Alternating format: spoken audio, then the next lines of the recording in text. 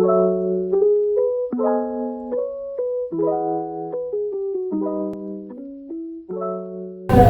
good afternoon. My name is Shanna Cordova.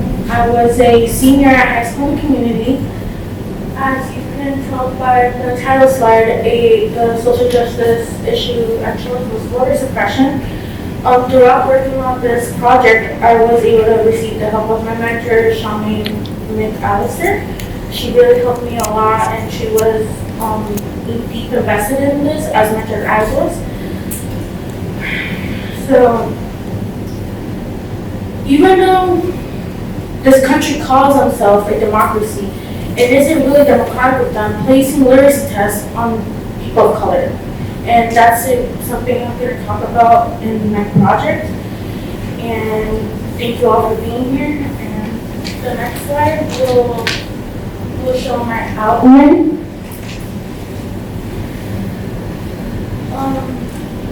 The purpose of my SJR project is to influence, especially kids my age, youth, to come out and vote since they get affected a lot by what they see online, and especially since this year's presidential election. I want to inspire a lot of youth here who are youth to come out and to vote.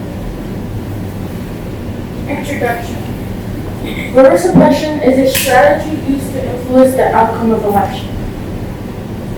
Voter suppression in the Jim Crow era, which was 1877 through 1950, was when literacy test was in place. Fun fact, Connecticut was the first one to place it.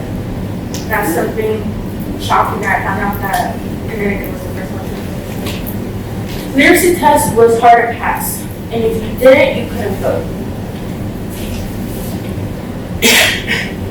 I'm going to give a brief history on voter suppression. In the Jim Crow era, laws were passed. First, racial discrimination. In the late 1870s, the southern states started to not allow colored people and white to be used to some things like shared public bathrooms, which I made a list here. And on May 15, 1954, the Supreme Court ruled that segregation in public schools was unconstitutional, which is known as brown people's effect. And even though segregation still doesn't happen in public places, that doesn't mean that people of color still don't face discrimination, because that still happens to this day.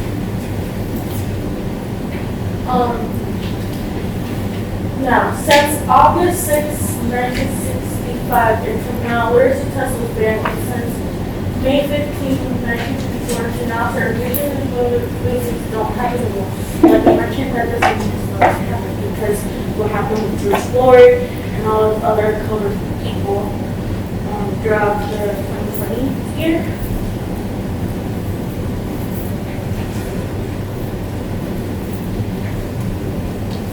Laws that make it difficult to vote. Our congressmen and we have our board of elders, and also our off-law officials in the states. They changed the polling locations to make it hard for minority black communities to come out to vote. Like, let's say the nearest polling location is 30 minutes away. You can't go anymore because the one that was really close to you is closed down, and the next one is far away. Little stuff like that, changes like laws like that our fellow lawmakers make affect minority black communities.